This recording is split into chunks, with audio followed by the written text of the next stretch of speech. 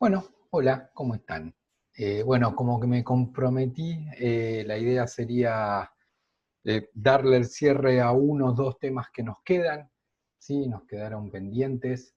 Eh, Voy a retomar algo a partir de donde quedamos y poder continuar, ¿sí? La idea, como dije, es que que tengan su carpeta completa, ¿sí? Obviamente esto no lo voy a evaluar ahora, ni las notas ya están cerradas, bueno, todo lo que dije en su momento. La idea es poder sí abarcar uno o dos temas que nos quedan, ¿sí? En este y otro video. Va a ser este y uno más y ahí ya estamos, ¿sí?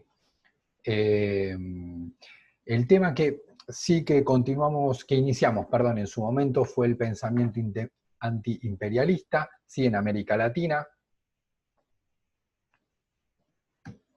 Retomo a partir de algunas cuestiones sí que ya vimos, el pensamiento antiimperialista en América Latina, ¿sí?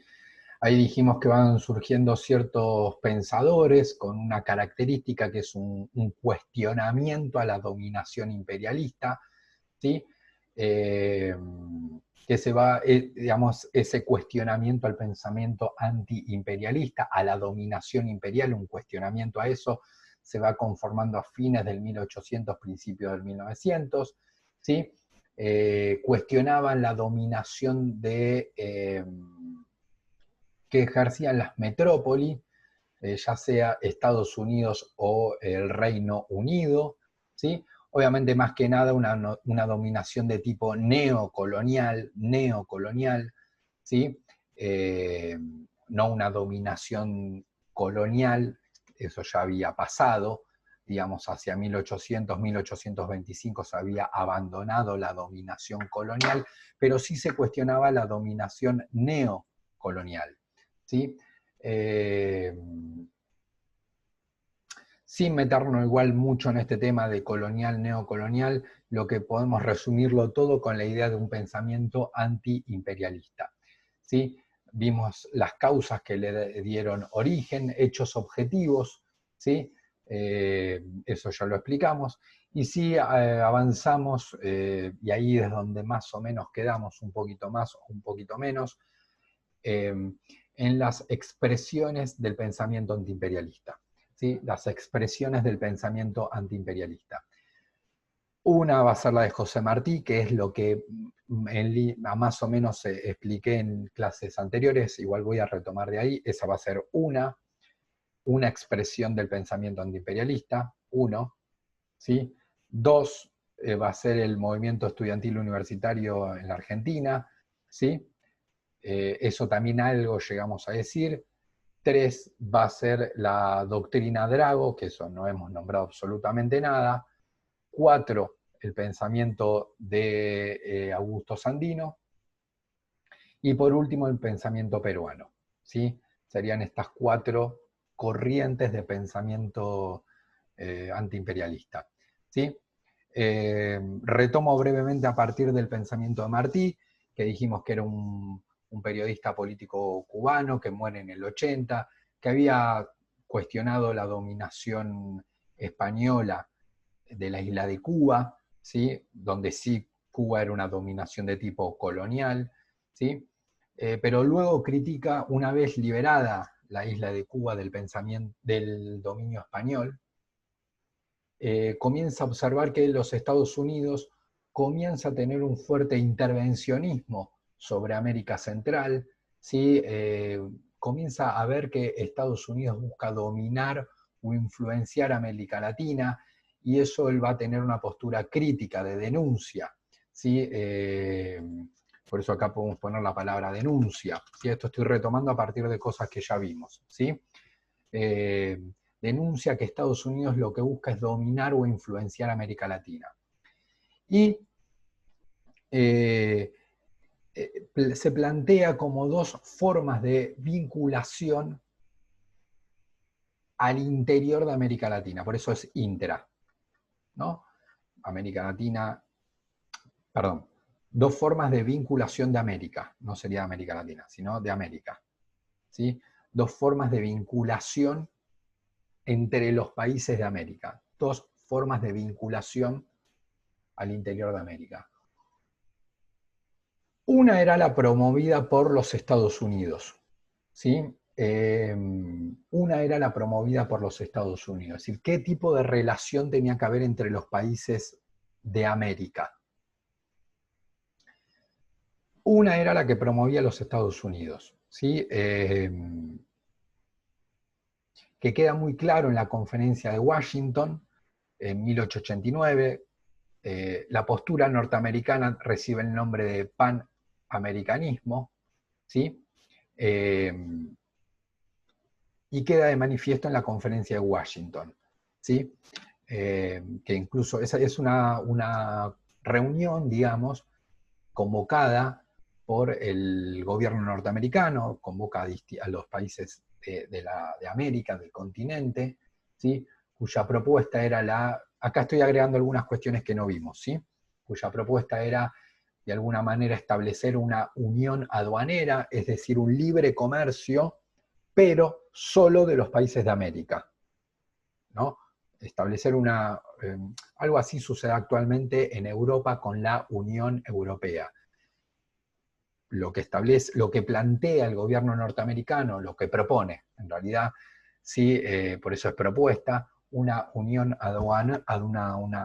aduanera, es decir, que existiera como un libre comercio entre los países de América, ¿sí?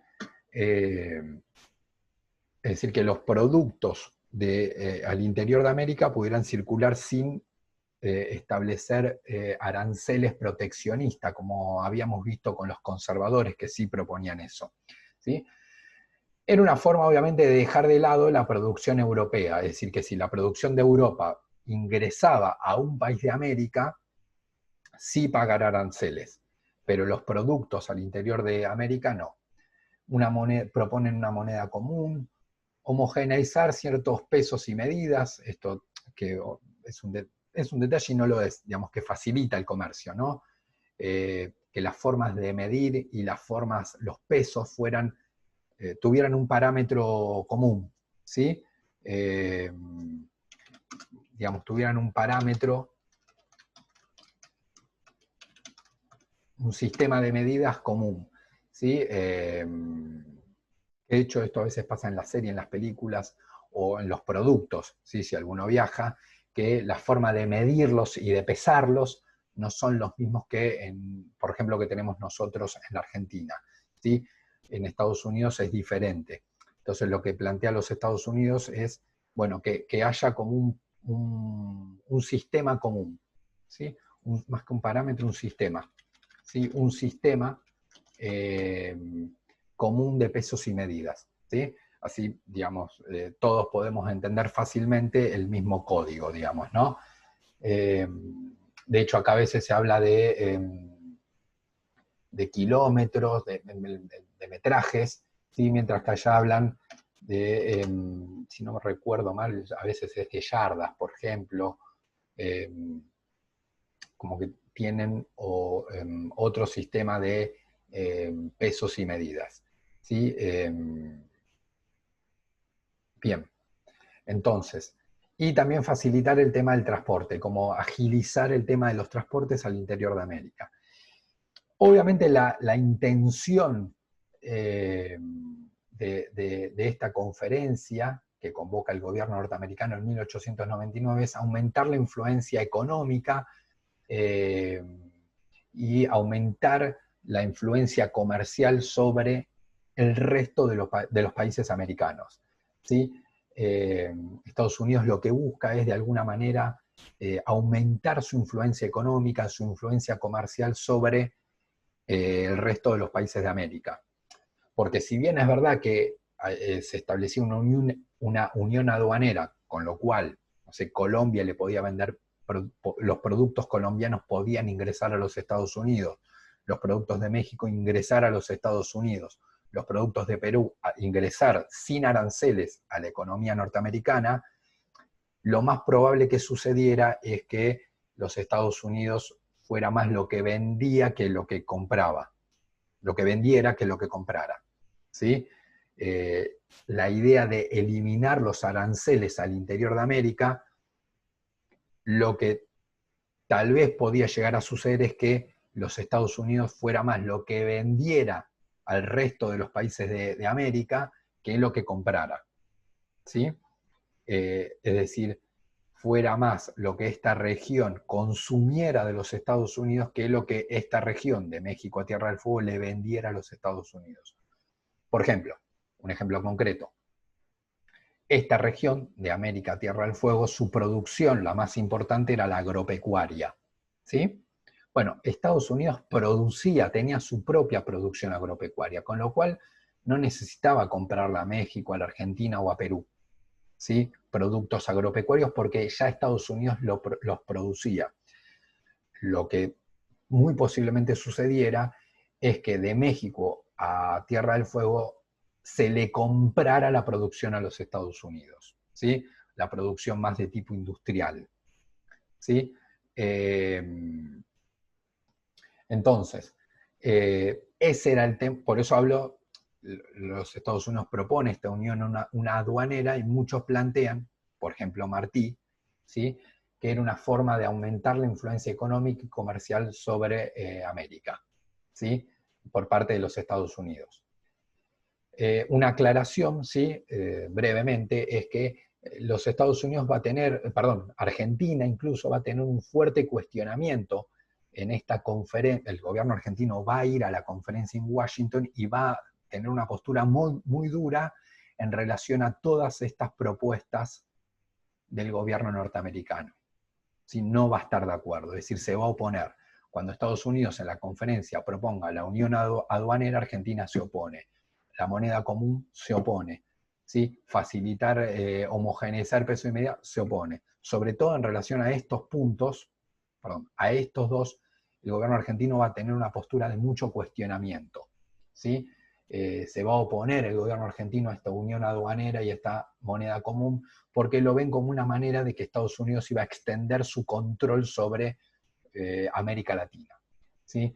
En realidad muchos plantean es que Argentina plantea eso porque Argentina tenía un lazo comercial más fuerte con Europa, ¿sí? Y ahí estaba el punto, ¿sí? Como que Argentina, ¿qué se da cuenta? Que a Estados Unidos, con la unión aduanera, no le iba a vender muchos productos agropecuarios porque Estados Unidos ya producía lo propio, ¿sí?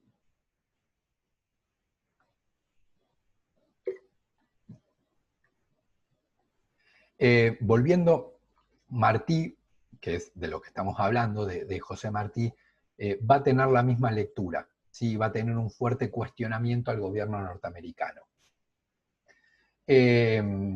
Lo que plantea Martí, fíjense que nosotros estamos hablando de las formas de vinculación al interior entre América Latina. Bueno, Estados Unidos propone el panamericanismo, que queda bastante claro en la conferencia de Washington.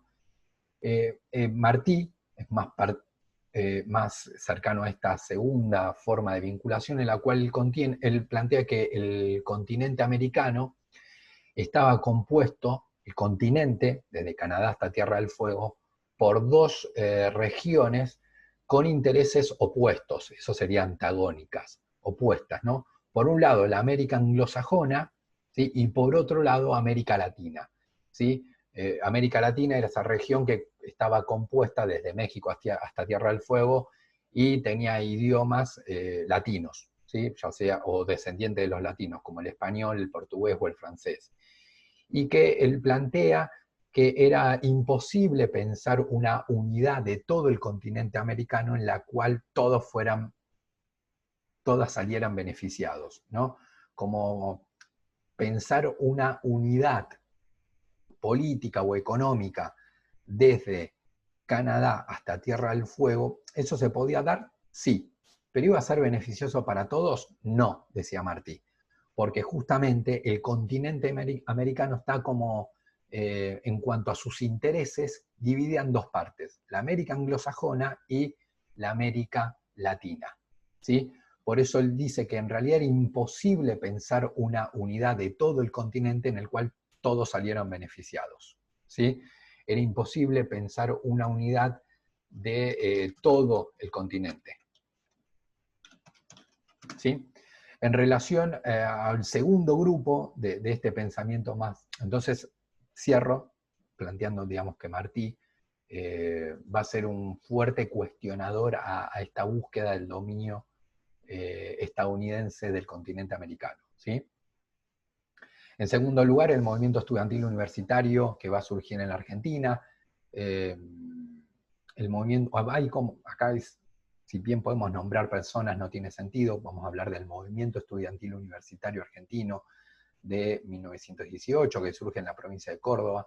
Ahí no vamos a hablar de una persona en sí, sino que también comienza a surgir ese rechazo a la intervención norteamericana en América Latina, ¿sí? Y solicita de alguna manera algún tipo de unión de la región latinoamericana, ¿sí? Que, digamos, en esta idea de ir pensando que no necesariamente porque tenga que ser un país. Cuando se habla de unión latinoamericana no se está hablando que desde México a Tierra del Fuego sea un país, porque eso sería un poquito difícil, pero sí en la idea de como establecer políticas comunes, ¿sí? La idea de esto significa establecer políticas comunes, ¿no? Esto que desde el gobierno mexicano hasta el gobierno argentino, chileno, peruano, boliviano se establezcan políticas comunes. En ese sentido se habla de unión latinoamericana, ¿sí? Recuerdo cuando estoy diciendo latinoamericana, estoy diciendo desde México a Tierra del Fuego, ¿sí? Lo que estoy diciendo es más bien desde México hasta Tierra del Fuego, ¿sí? Y ese movimiento estudiantil además plantea, ¿sí?, esta idea del compromiso de los intelectuales con la realidad social de sus pueblos. ¿Sí? Esta idea de que los intelectuales, sobre todo lo plantean ellos que venían del mundo universitario, ¿sí?, la idea de que el intelectual, el pensador, ya sea de una ciencia social o de una ciencia exacta, tenía que estar comprometido con la realidad social de sus pueblos. Es decir, por ejemplo, no podía decir, bueno, a mí el tema del imperialismo no me interesa, ¿no? Yo estoy en Argentina y el tema del imperialismo no me interesa, sino que tenía que haber un compromiso con eso. En anteúltimo lugar, vamos a hablar de la doctrina Drago, ¿sí? Acá vamos a hacer toda una aclaración, ¿sí?, en el sentido de que Drago era un ministro de gobierno argentino, del gobierno de Roca, del gobierno de Julio Argentino Roca, ¿sí? Y él también va a cuestionar, digamos, es muy interesante lo que plantea el ministro Drago, ¿sí? Luis María Drago, ¿sí? Luis María Drago, porque él establece una idea en nombre del gobierno argentino, pero que luego va a establecerse como regla general, como que esta idea que él plantea, que plantea el gobierno argentino, luego va a ser aceptada por otros gobiernos. Y eso en líneas generales continúa así hasta el día de hoy. Por eso va a ser algo muy importante y en alguna medida tiene una característica antiimperialista. ¿Por qué? Porque en realidad el hecho disparador fue que Venezuela, un país latinoamericano, fue atacado por Alemania y por Inglaterra,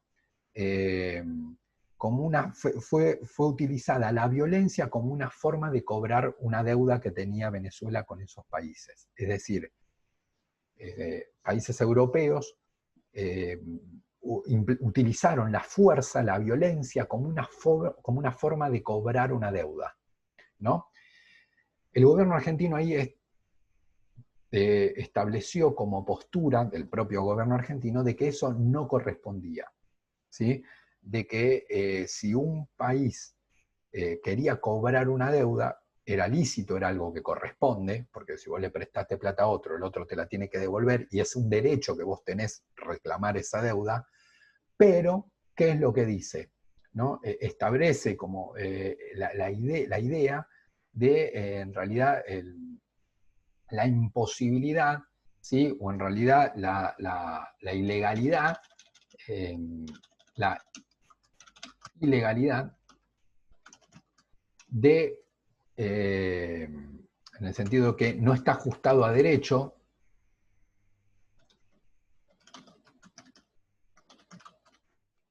no corresponde legalmente cobrar deudas a través de la fuerza, Y eso es la postura del gobierno argentino. El gobierno argentino dice, bueno, a ver, nadie pide que un gobierno no cobre una deuda. Si vos prestaste plata, te la tienen que devolver. Eso es correcto. ¿Sí? Reclamar, digamos, uno tiene el derecho a reclamar. ¿Sí? Ahora, lo que no corresponde es exigir el cobro, es decir, que alguien te pague la deuda a través de la fuerza. Eso sí no corresponde. ¿Sí? Digamos, en el sentido de que corresponde de alguna manera reclamar, pero no a través del uso de la fuerza, no utilizar la fuerza, ¿sí? Para cobrar una deuda. Por eso se habla de establecer la ilegalidad de cobrar deudas económicas a través de la violencia. ¿Sí? Obviamente sí estaba el derecho a reclamar. ¿Sí? Eso Drago dice, bueno, obviamente que corresponde a reclamar el pago de una deuda. Eso existía y está bien, decía Luis María Drago, ¿no? Como que eso obviamente corresponde. Lo que no corresponde es la utilización de la fuerza. ¿Sí? Es una postura que tiene el gobierno argentino, como habían hecho Alemania e Inglaterra, es decir, que utilizaron la fuerza, ¿sí? Por ejemplo, atacaron ciudades como una forma de presionar para que Venezuela pagara la deuda. El gobierno argentino, digamos, entonces, tiene una postura, es muy importante esto porque pasa de ser una postura del gobierno argentino a una regla general que todos los estados terminaron aceptando. ¿Sí? ¿Qué terminaron aceptando? De que no corresponde legalmente utilizar la fuerza para cobrar una deuda. En realidad era algo muy importante porque en realidad tiende a hacer al mundo un lugar más pacífico, porque si no generaría mucha violencia, sobre todo de los estados más poderosos, sobre los estados más pobres, la utilización de la fuerza para cobrar, ¿no? Una deuda. Por eso se dice que sienta precedente y se crea una doctrina que es como una regla general, una cuestión que, me acuerdo cuando hablamos de la doctrina Monroe, que era una regla general para todos los presidentes norteamericanos, como que la fueron siguiendo, como que Monroe la plantea, y el presidente que siguió la continuó, y el presidente que sigue la continuó, y el presidente... Por eso se habla ahí de una doctrina. En este caso hablamos de la doctrina Drago. ¿Por qué? Porque fue una idea, un planteo del gobierno argentino que hizo Drago y que distintos gobiernos, ¿sí? De distintos países la fueron siguiendo. Es una doctrina incluida en la Conferencia de la Paz de La Haya, ¿sí? En 1907 se incluyó como esta idea, por lo que es reconocida por la comunidad internacional. ¿Sí? A partir de 1907, como que países del mundo se pusieron de acuerdo en esta idea. ¿Qué idea? Que no corresponde utilizar la fuerza, la violencia, como una forma para cobrar una deuda. ¿Sí? El anteúltimo personaje vinculado al antiimperialismo que vamos a mencionar es Sandino. ¿Sí? Sandino era de Nicaragua, Centroamérica, por la duda marcamos Nicaragua. ¿Sí? Está acá, ¿sí? Nicaragua, es un país de Centroamérica. ¿Sí? Y él sí tuvo una postura como muy cuestionadora también a países centrales, sobre todo a los Estados Unidos. ¿Sí? Él, sobre todo en el caso de Sandino es muy importante porque en el caso de Nicaragua se ve cómo, digamos, en el caso de Nicaragua se ve claramente cómo había intervenciones norteamericanas sobre el territorio, ¿sí? Y cómo Estados Unidos apoyaba a dirigentes nicaragüenses, ¿sí? De la propia Nicaragua, pero que eran favorables a los intereses de las empresas norteamericanas. ¿Sí? Cuando un dirigente político era favorable a los intereses de las empresas norteamericanas, el gobierno norteamericano lo apoyaba. ¿Sí? E incluso no solo va a apoyar a dirigentes políticos que son favorables a los intereses norteamericanos, sino que los Estados Unidos va a ocupar el territorio nicaragüense durante varios años, fíjense. ¿Sí? No es que Nicaragua fuera territorio norteamericano, porque no era así, pero sí Estados Unidos dejaba tropas norteamericanas en el territorio, ¿sí? Si bien había un gobernante nicaragüense, que obviamente estaba vinculado a los Estados Unidos dejaba las tropas norteamericanas ahí, ¿sí? Sin ser territorio norteamericano, ¿sí? No es que Nicaragua era territorio norteamericano, porque eso no sucedía, ¿sí? En 1926 va a haber una nueva ocupación norteamericana, ¿sí? Del territorio, y ¿dónde aparece la figura de Sandino? Bueno, va a aparecer en todo este tiempo rechazando las intervenciones norteamericanas, ¿sí? Porque lo veía como algo sumamente imperialista, esta cuestión de que estuvieran tropas militares de otro país en un territorio, ¿sí? De hecho, va a haber una nueva intervención o ocupación territorial de tropas norteamericanas en 1926, vinculadas esas tropas a dirigentes políticos nicaragüenses. Sandino va a cuestionar, ¿sí? Por eso lo aclaramos por las dudas, Sandino va a cuestionar y oponerse, ¿sí? Barra resistir la ocupación norteamericana, como así también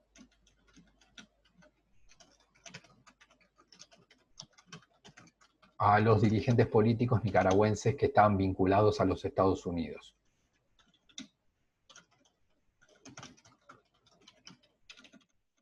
A los dirigentes políticos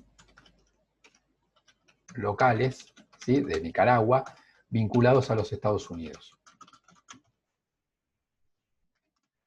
O favorables a los Estados Unidos, que favorecían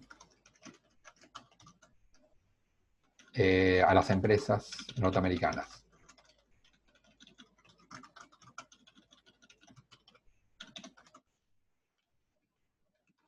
¿Sí?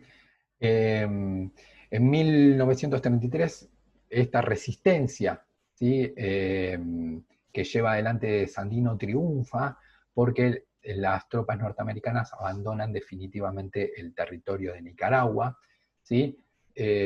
Sin embargo, fíjense cómo las tropas norteamericanas abandonan el territorio, se forma un gobierno, les recuerdo que, reitero, Nicaragua tenía su propio gobierno, ¿sí?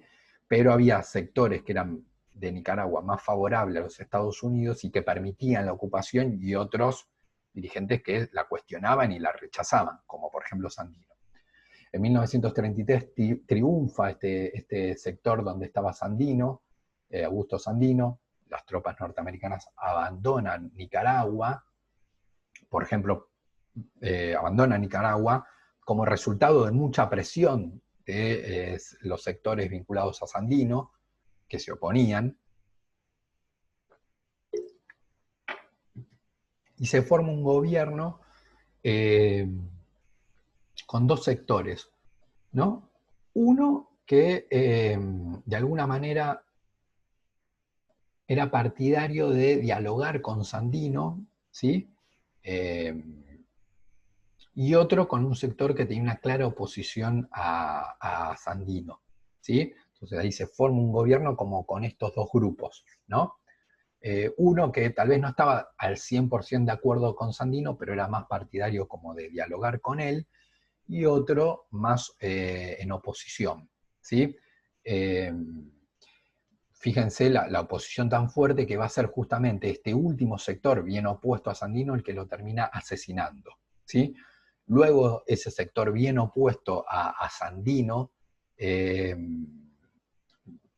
toma el gobierno y prácticamente va a establecer una dictadura muy prolongada, fíjense, desde 1934 hasta el 79, que obviamente al oponerse a Sandino va a recibir el apoyo de los Estados Unidos, ¿sí? Va a recibir el apoyo de los Estados Unidos, y se formó en Nicaragua, y eso existe hasta el día de hoy, el Frente Sandinista de Liberación, fíjense el nombre, Frente Sandinista de Liberación Nacional, ¿no? Como que va a ser un grupo que históricamente va a seguir las ideas de Sandino y se va a oponer a la influencia norteamericana en el país. Por último, lo que tenemos es el pensamiento peruano, algo también que va a ser muy fuerte en la construcción de un campo antiimperialista, ¿sí? La construcción, como dirías, antiimperialistas. De hecho, va a haber muchos dirigentes peruanos que van a impulsar el tema de estudiar la dependencia y subdesarrollo de América Latina. Como van a estudiar mucho este tema de por qué América Latina era una región dependiente y subdesarrollada, ¿sí? En este sentido, ¿sí? Hacemos una pausa de un minutito. Bien. En relación al pensamiento peruano, dijimos que se genera como tema, un tema muy importante, un tema de análisis, la dependencia del subdesarrollo de América Latina, ¿no? Ahí al respecto va a surgir una fuerza política muy importante que va a ser el APRA, ¿sí? El fundador va a ser Aya de la Torre, ¿sí? Y si bien es un país que se origina en Perú, se lo pensaba como una fuerza política de influencia continental, es decir, que pudiera extenderse por toda América Latina, ¿sí? Como por ejemplo se había creado en distintos países del mundo el Partido Socialista, por ejemplo, no el Partido Socialista francés, Partido Socialista español, bueno, que lo mismo sucediera con el APRA, ¿no? Era considerado un partido, digamos, de los sectores populares, ¿sí? Por decirlo de alguna manera, pero ahora después vamos a aclarar alguna cosita, ¿sí? Y como propuestas,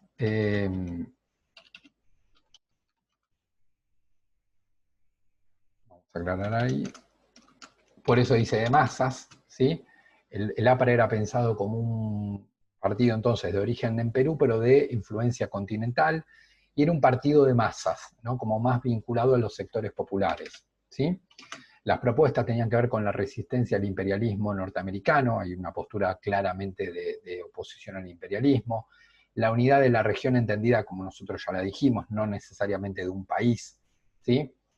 De nacionalizar por lo menos en parte, es decir, que pasar a manos del Estado, no toda, pero en gran parte, la tierra y la industria, ¿sí?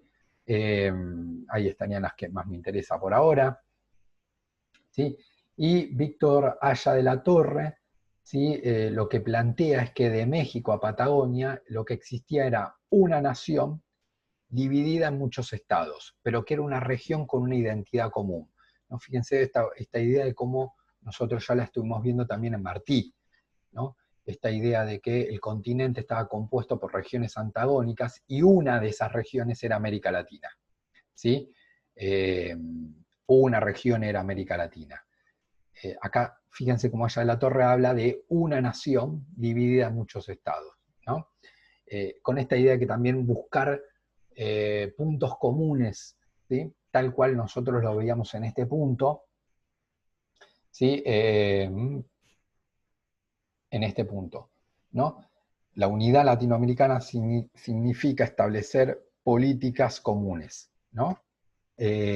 Como establecer acuerdo entre los países de la región y buscar unión, unificar posturas, ¿sí? Actuar en conjunto, ¿no? Actuar en conjunto, ¿sí? Esto mismo eh, lo podemos plantear para el APRA, ¿no? Que plantea esta idea de, bueno, de actuar en conjunto, el conjunto de toda América Latina, ¿no? Eh, bien, entonces, eh, promueve, ¿no? Esta idea de una nueva denominación para nuestra región, que era Indoamérica, ¿no? Porque él lo que planteaba es que muchas veces los nombres, sí, bueno, y ahora, bueno, ahora que está en juego el tema del lenguaje, ¿no?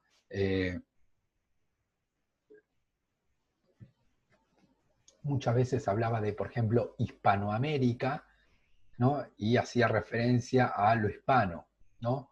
o Iberoamérica, y hacía referencia a Portugal y España. E incluso la propia América Latina es un concepto, ¿sí?, que en la idea de latino refiere mucho al europeo, ¿no? Dice, bueno, allá de la torre nos falta en esta región digamos, como que tenemos nombres en nuestra región que hace referencia mucho a Europa, ¿no? Hispanoamérica, Iberoamérica o América Latina. Latina venía de esto, ya lo hemos dicho, de la lengua, ¿sí? De una lengua que puede venir de España, que era una lengua latina, de Portugal, que es una lengua, también una lengua latina, el portugués, e incluso el francés, ¿no? Dice, bueno, nosotros deberíamos tener un nombre que haga referencia a lo nuestro. Y él piensa en la denominación de Indoamérica, ¿no? Indoamérica. Indo, como hacer referencia a nuestra población originaria, ¿no? Era un nombre, dice, bueno, donde lo primero, fíjense, Indo, es nuestra población originaria, de nuestra región, de nuestro continente, ¿sí? En lugar de utilizar el nombre de Hispanoamérica, Iberoamérica o América Latina, ¿no? Allá de la Torre, ¿sí? Va a, digamos, de alguna manera a dialogar, a discutir con otro intelectual peruano muy importante, que es Mariátegui, que de hecho inicialmente estaban juntos, vinculados en el APRA, como que los dos tuvieron participación en ese partido político, pero luego Mariátegui se separó, digamos, y si bien inicialmente estuvo vinculado al APRA, luego se vinculó más al marxismo, ideología que yo ya he explicado bastante. De hecho, fundó o promovió la fundación del Partido Comunista en Perú, ¿sí? Él lo que plantea en realidad es que la condición, ¿se acuerdan que el tema que ellos estudian mucho, dijimos, es la dependencia y el subdesarrollo en América Latina, ¿sí?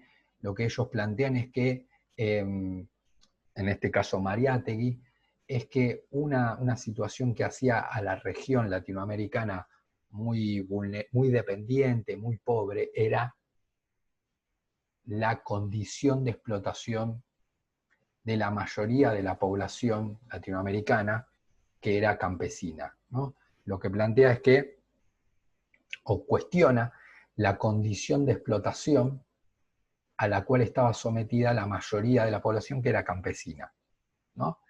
Dice, bueno, la mayoría de nuestra población latinoamericana, la gran parte de la población está en una situación de explotación. ¿Y por qué está en una situación de explotación? Porque no tiene derecho a la tierra, no tiene acceso a la tierra, ¿sí? Por eso tiene que trabajar para otro, porque no tiene su tierra, tiene que trabajar para otro, y generalmente eso es en condiciones de explotación, ¿no? Lo que haría entonces mejorar la condición social de esa mayoría de la población latinoamericana que estaba sujeto a una condición de explotación era el acceso a la tierra. ¿Sí? Era el acceso a la tierra. ¿Sí? En el sentido de que podía brindarse, y debía hacerse, como por ejemplo garantizarle a la mayoría de la población en Latinoamérica que estaba sujeto a una condición de explotación, por ejemplo garantizarle el acceso a la educación.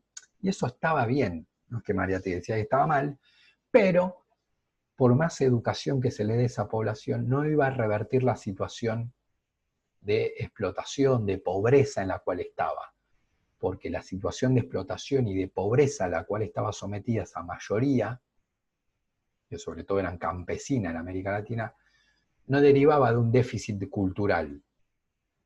El problema era que el origen de esa pobreza, el origen de esa condición de explotación era que no tenía acceso a la tierra. Como que en América Latina la tierra estaba en manos de unos pocos. Y ahí está el principal problema. Como la tierra está en manos de unos pocos, la mayoría no tiene acceso a la tierra y tiene que vender su fuerza de trabajo a cambio de un salario miserable porque no tiene otra como subsistir. Finalmente, ¿sí? Esto para terminar, Mariátegui y Haya de la Torre tuvieron planteos teóricos diferentes, ¿sí?, en relación a dos temas, que uno era el lugar del capitalismo, ¿sí? Para Haya de la Torre, el capitalismo en América Latina, ¿sí?, iba a generar autonomía. Es una cuestión fuerte la que plantea Haya de la Torre, en el sentido de que el problema de América Latina es que estaba como atrasada en relación a Europa. Ese era el problema de América Latina. Porque en América Latina todavía seguían existiendo rasgos feudales, como que en América Latina, en lugar de ir hacia un sistema más avanzado como era el capitalismo, todavía estaba como con sistemas vinculados, sistemas económicos y sociales de características feudales. Con lo cual, cuando América Latina pasara al capitalismo, eso iba a generar crecimiento, desarrollo y avance en la región. Iba a generar desarrollo, crecimiento y con ello autonomía, ¿sí?